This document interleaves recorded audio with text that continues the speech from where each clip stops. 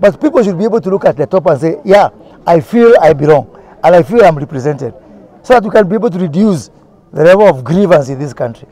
And some people are saying I'm doing this to reward the people who lose in elections.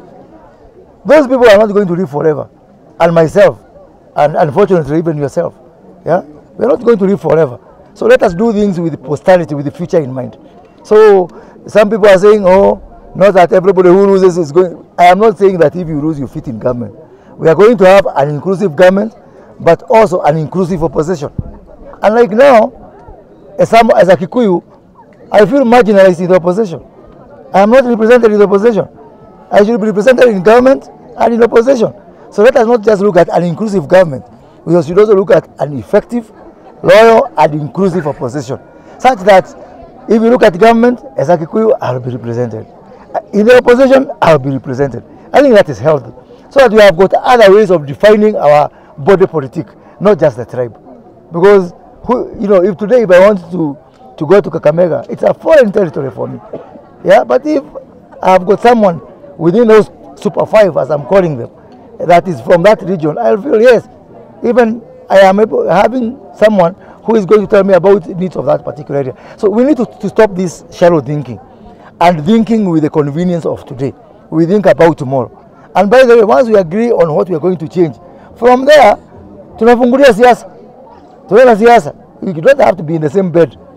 We are going to go all over this country and preparing for 2022. We are going to work, but also 2022 is a reality and we are going to prepare for it. All we are saying is, let's come together, agree which is for common for everyone. Then from there, we start forming our own formations. Because each formation is going to present not a presidential candidate and a running mate, but a Super 5 ticket. So we can't wait. We are itching to go. Let us pass this thing. We form our Super 5. Other people form their Super 5. Tukutane kwa ground. The abolition of... I do not see the value of nominated MCAs. And by the way, what's happening with the nominated MCAs now is that governors are taking advantage of it, even to dilute the voice of those elected MCAs. You find even if the elected MCAs want to do something, the nominated ones, they gang up with the governors.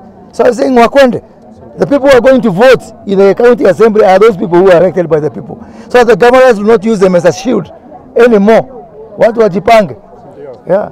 I do not see any harm in slightly expanding the executive by adding 3 positions of Prime Minister and 2 deputies. And that be a ticket of 5. We don't want some people to say that after I win, I'll show you who is my Prime Minister. Show us now, so that we vote for you as a package. Yeah?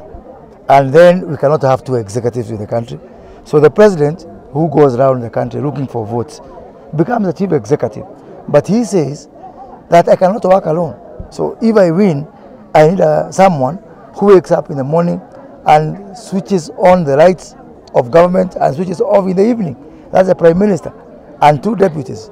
You remember when our current president, Uhuru Kenyatta, was deputy prime minister, and Musalia Mudavadi, even their duties were not defined.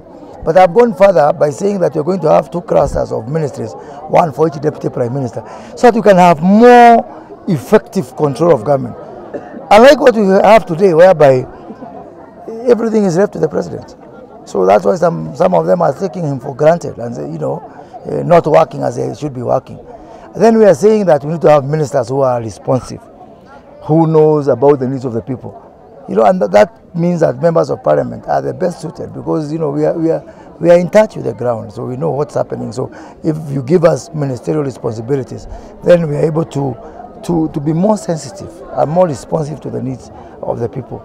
We also have some changes to do with the county government, because right now, and with all due respect, MCAs have proven totally ineffective to hold governors to account. Governors have now pocketed all the MCAs, and this is across all counties. There is no single county where we can say MCAs are holding governors to account. So what we are saying is that whereas MCAs are not able to hold governors to account, at the same time we have got very idle senators in the Senate. So I'm only moving some responsibility from MCAs to the senator, because in any case, what is the essence of the Senate in our constitution is to ensure success of county government. The first success comes when you hold the executive within the county to account. And that was saying that the speaker, who is also the CEO of county assembly, is going to be the senator. So we know that when we are electing the senator, if the governor misbehaves, it is a guy whom we voted for that we're going to ask, why are you and your MCAs not holding the government to account?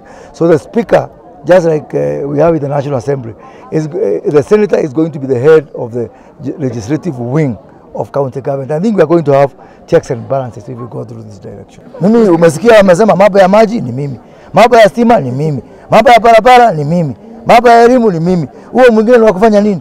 Wa kukula tu.